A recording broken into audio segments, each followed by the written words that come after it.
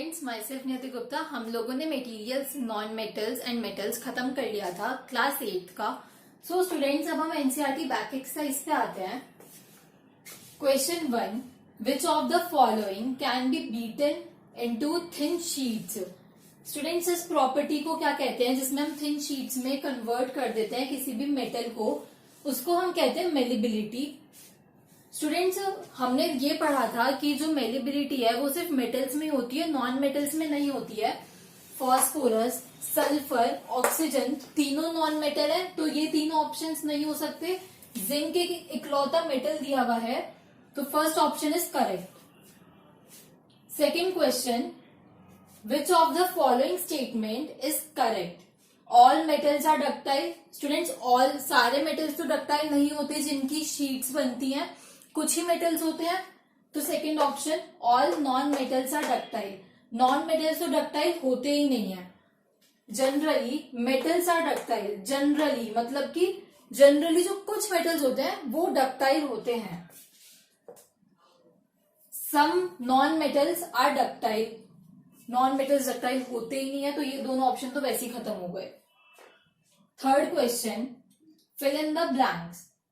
Phosphorus is a very reactive non metal students, क्योंकि जो phosphorus होता है वो बहुत ज्यादा रिएक्टिव होता है। हम उसको ऐसी एयर में नहीं छोड़ सकते हैं, एयर से बहुत जल्दी रिएक्ट कर जाता है। और नॉन मेटल्स नॉन रिएक्टिव होते हैं टू वाटर, तो इस वजह से हम उसको वाटर में प्रिजर्व करके रखते हैं। मैंने आप लोगों को पहले भी पढ़ाया था ये। So phosphorus is a very reactive metal, non metal.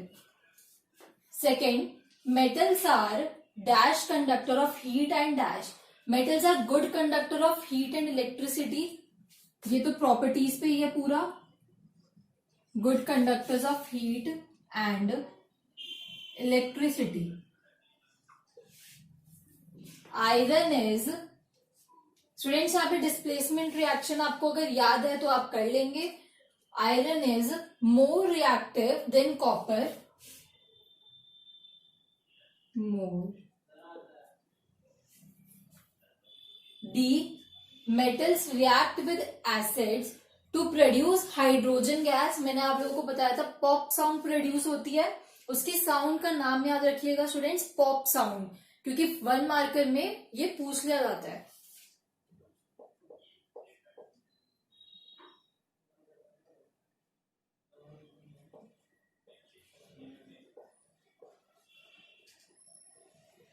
Hydrogen gas.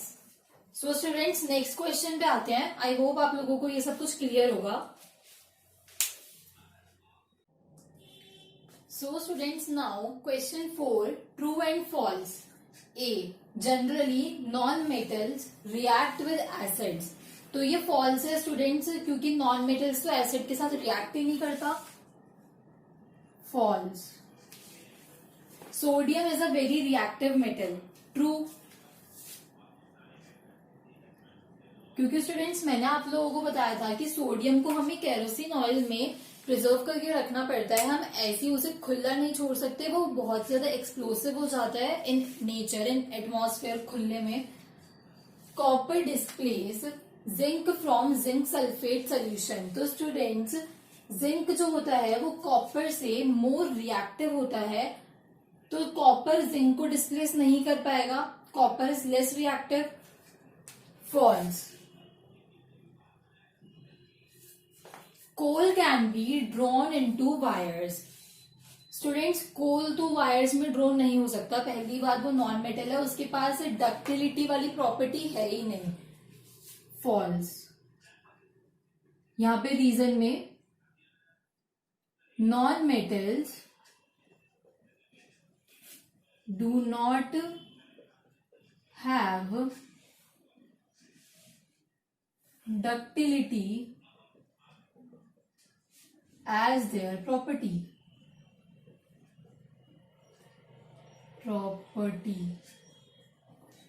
Clear students? यहां पे zinc is more reactive. Zinc is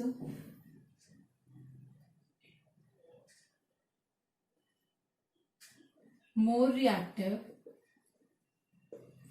sodium is very reactive metal, true. इसको कोई एग्जाम्पल मतलब स्टेटमेंट देने की जरूरत ही नहीं है। Non generally non metals react with acid, तो हम यहाँ पे लिख सकते हैं non metals do not react with acid. Non metals do not react with acid. Now students, question 5 हमें प्रॉपर्टी, मैंने यहाँ पे पूरा क्वेश्चन नहीं लिखा है, बहुत बड़ा था, मैं यहाँ पे सीधा ये करा रही हूं। इसमें क्वेश्चन क्या था स्टूडेंट्स, प्रॉपर्टीज के बेसिस पे, जो हमें गिवन प्रॉपर्टीज हैं उनके बेसिस पे हमें मेटल्स और नॉन मेटल्स में डिफरेंस करना है। स्टूडेंट्स, मैंने आपको फिजिकल प्रॉपर्टीज पूरी टेबल बना के ही समझाई थी। आई होप आप लोग ये क्वेश्चन कर लोगे, बट फिर भी एक बारी मैं करा देती हूँ। अपीयरेंस स्टूडेंट्स, जो मेटल्स होते हैं वो लस्ट्रस होते हैं अपीयरेंस में, लस्ट्रस, और जो नॉन मेटल्स होते हैं वो नॉन लस्ट्रस होते हैं। हार्डनेस स्टूडेंट्स, जो मेटल होते हैं वो हार्ड होते हैं, और जो नॉन मेटल्स होते हैं वो सॉफ्ट। मेलेबिलिटी, तो मेटल्स के पास मेलेबिलिटी डक्टिलिटी वाली दोनों प्रॉपर्टीज हैं, बट नॉन मेटल्स के पास ये दोनों ही प्रॉपर्टीज नहीं हैं।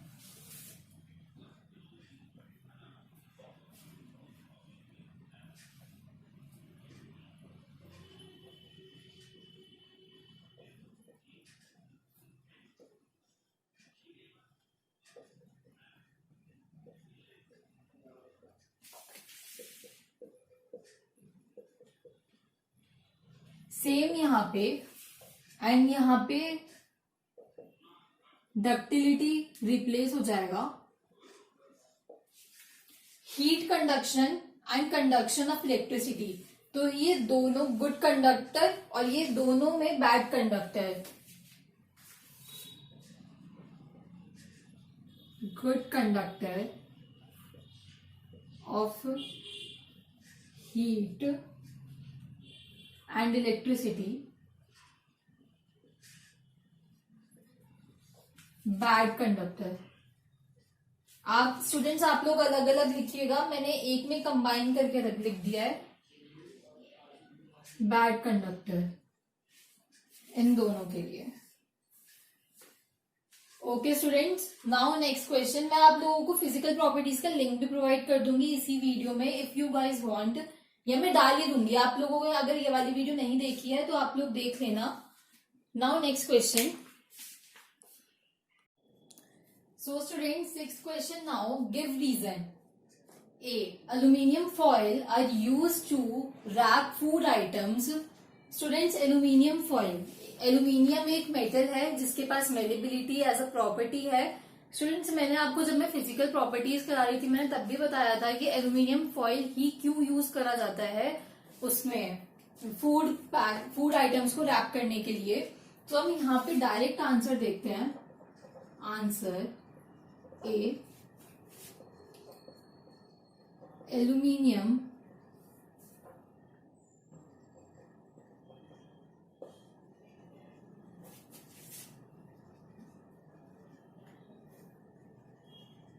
has malleability as a property, so aluminium can be drawn into thin sheets,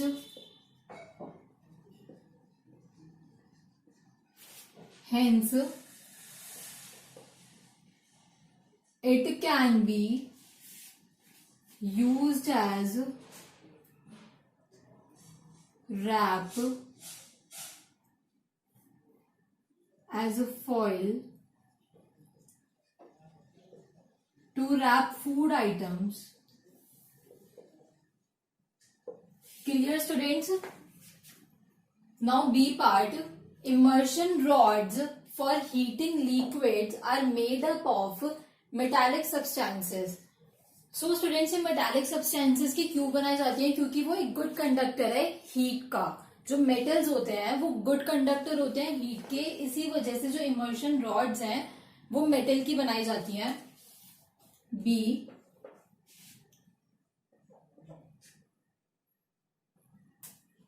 metals are good conductor of heat, so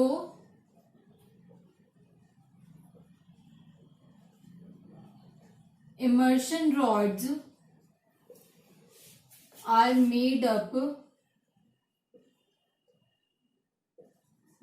of metallic substances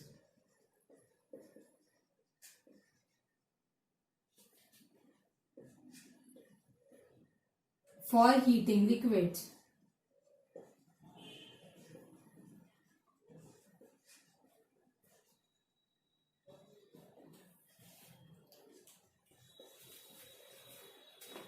Now students, C part. Copper cannot displace zinc from its salt solution.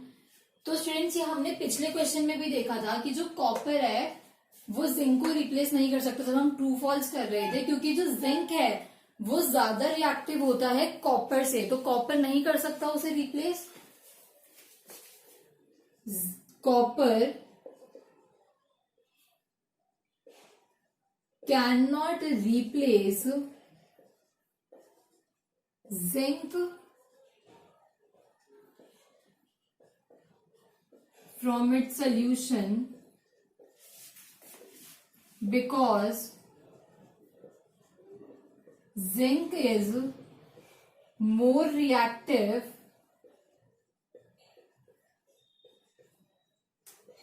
than copper.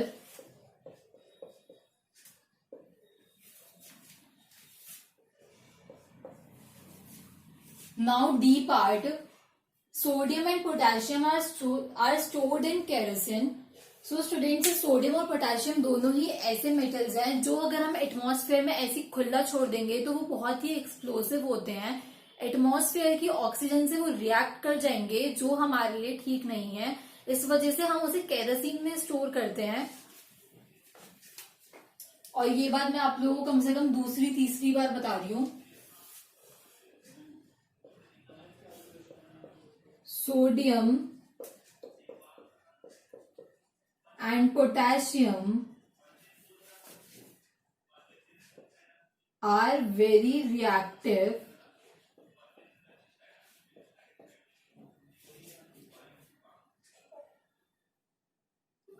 to atmospheric oxygen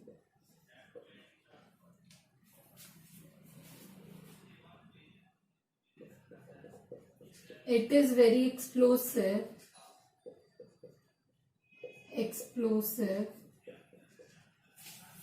so we need to store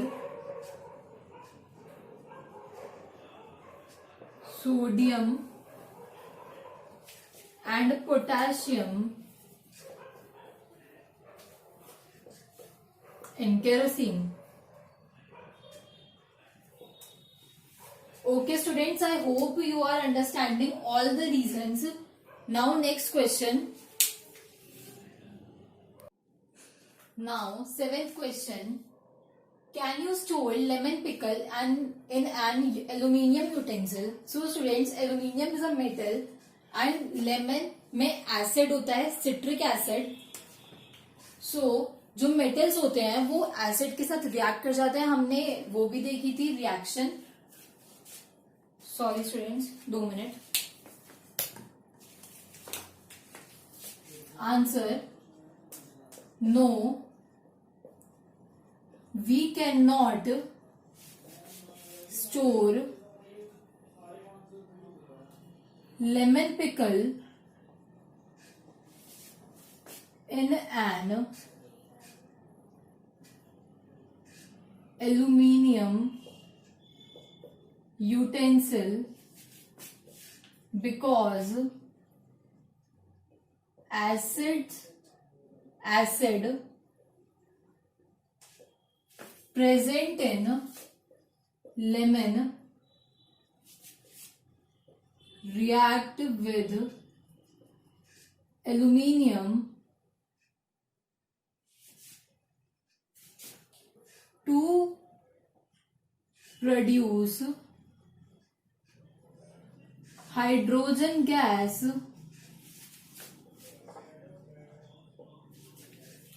students यहाँ पे हम reaction भी लिख देते हैं for safe side. Metal plus acid gives metal salt plus hydrogen gas produce करता है जिससे पॉप साउंड आती है.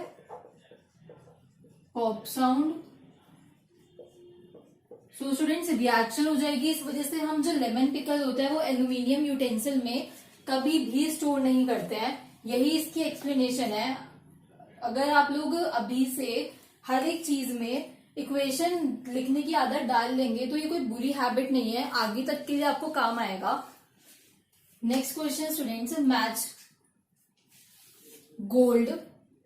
सो स्टूडेंट्स जो गोल्ड होता है वो हम इसमें से ज्वेलरी बनाने में यूज करते हैं. इसमें कोई समझाने वाली चीज नहीं है, बस आंसर्स लिख दे रही हूं मैं आपके लिए. आयरन मशीनरी में यूज होता है.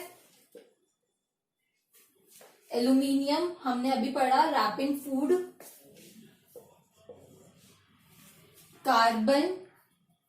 कार्बन कोल की फॉर्म में स्टूडेंट्स फ्यूल में यूज होता है. आप लोग सभी जानते होंगे जो ट्रेन्स होती हैं वो कोल से चलती हैं. कॉपर इलेक्ट्रिक वायर्स में, ये हमने प्रॉपर्टीज वाले लेक्चर में पढ़ा था students. Mercury is used in thermometer क्योंकि रूम टेम्परेचर पे वो लिक्विड स्टेट में होता है. ये उसकी एक्सेप्शन होती है. Now students next question. Now students ninth question. What happens when A part dilute sulfuric acid is poured on a copper plate? So students जब हम डाइल्यूट सल्फ्यूरिक एसिड डालेंगे कॉपर प्लेट पे जब तो कोई रिएक्शन नहीं होगी, बट जब कंसंट्रेटेड H2SO4 मतलब कि सल्फ्यूरिक एसिड डालेंगे तो रिएक्शन होगी. अब पहले हम इसको right word equation of a reactions involve, पहले हम इसको वर्ड्स में लिख लेते हैं और फिर इसकी रिएक्शन लिखेंगे. Answer A. No reaction occurred when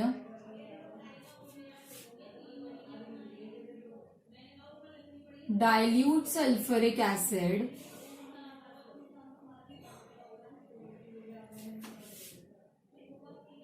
poured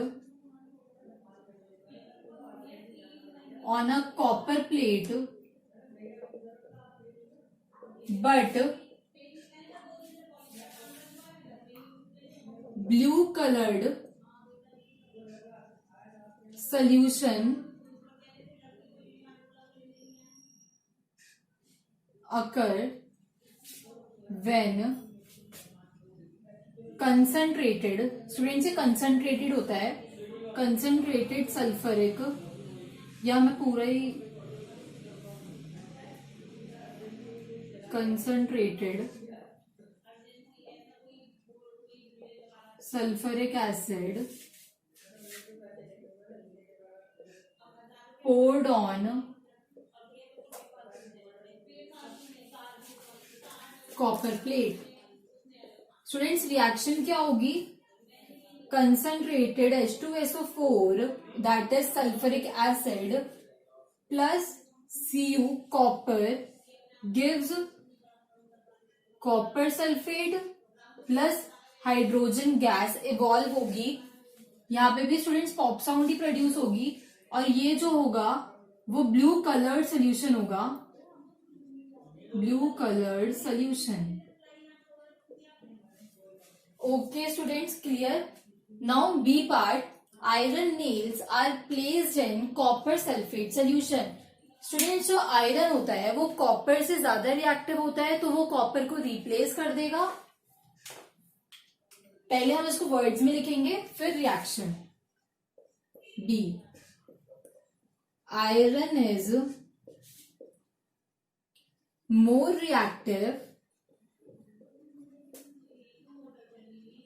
then copper, so iron displace copper from copper sulfate solution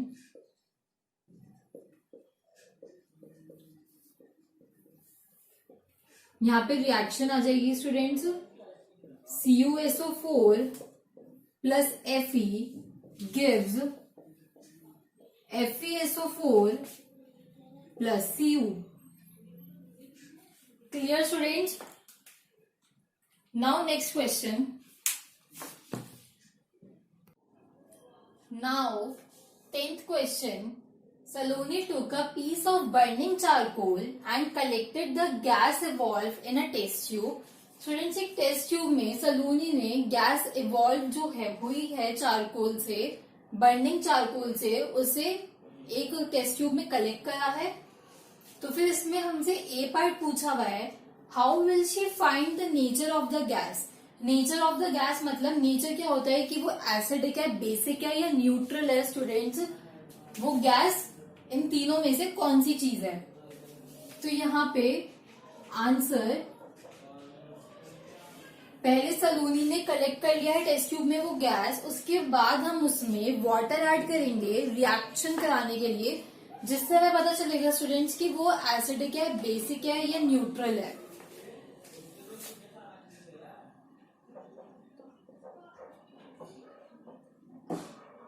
ऐसे स्टार्ट करते हैं, added water to collected gas of burning charcoal in test tube,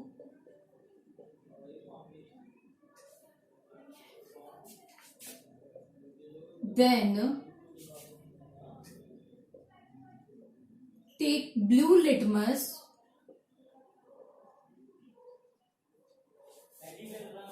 and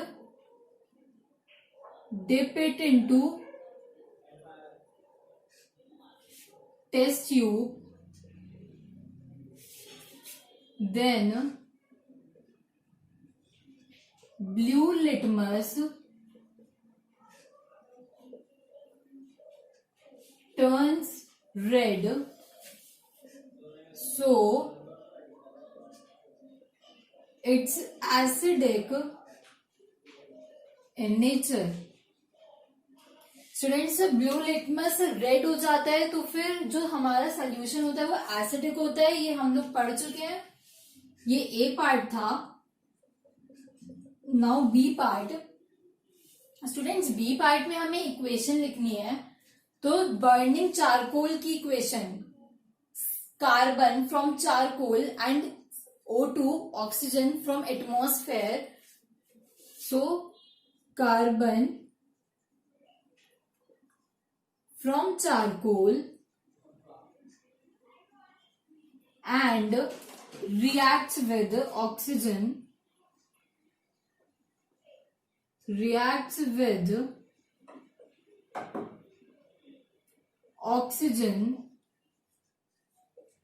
O2 from atmosphere gives carbon dioxide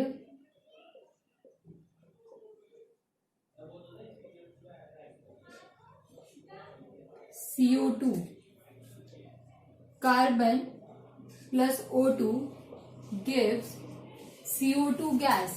student, CO2 gas बन रही है। मैंने आप लोगों को CO2 की एक रिएक्शन बताई थी कि जब CO2 के अंदर हम वाटर ऐड करेंगे तो वो कार्बोनिक एसिड बन जाएगा।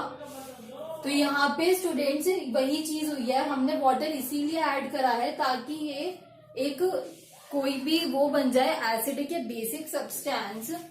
जैसे कि ये रिएक्शन लिखनी नहीं है, CO2 plus H2O gives H2CO3। ये किसको हमने कार्बोनिक एसिड पढ़ा था, कार्बोनिक एसिड। हम लोग बोलते हैं कि एसिड रेन हो रही है, तो एसिड रेन में क्या होता है, ये यही जो कार्बोनिक एसिड है वो वाटर की फॉर्म में नीचे गिरता है, तभी हम लोग बोलते हैं कि पहली या दूसरी बारिश में नहीं नहाना चाहिए, वो एसिड रेन होती है, वो हम लोगों के लिए हार्मफुल होती है। यही रीजन था स्टूडेंट्स ऊपर। Now last question of the exercise. So students, now 11th question, last question of our exercise.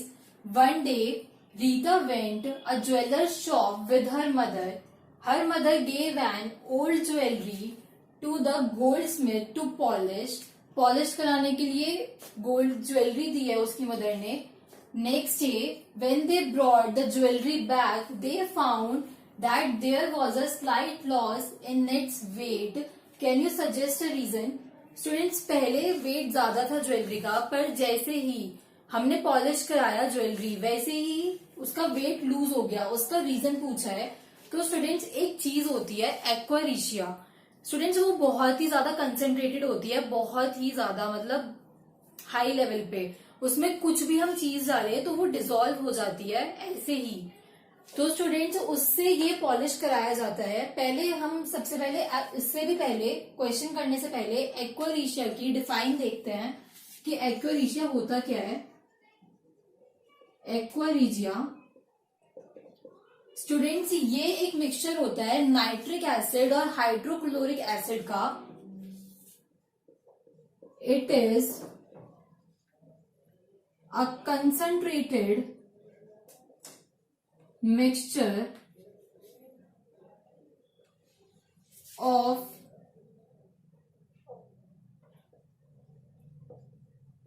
nitric acid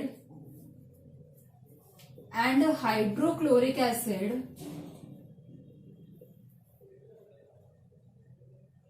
students, इसका एक रेशियो होता है। इन द रेशियो या मोलर रेशियो, ज्यादा प्रेफर हम उस डिफाइन को करेंगे। Molar ratio of 1:3।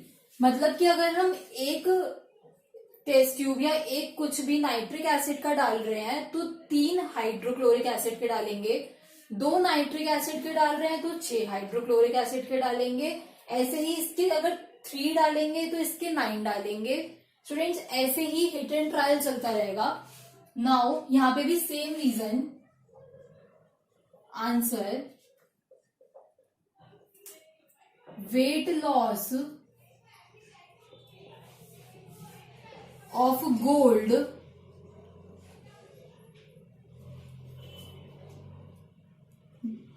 Because of एक्वारिशिया।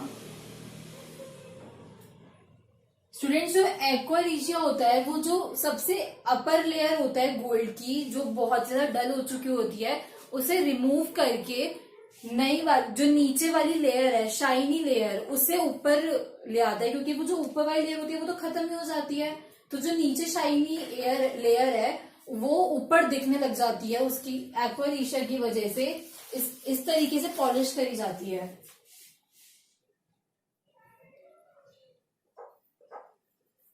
upper dull layer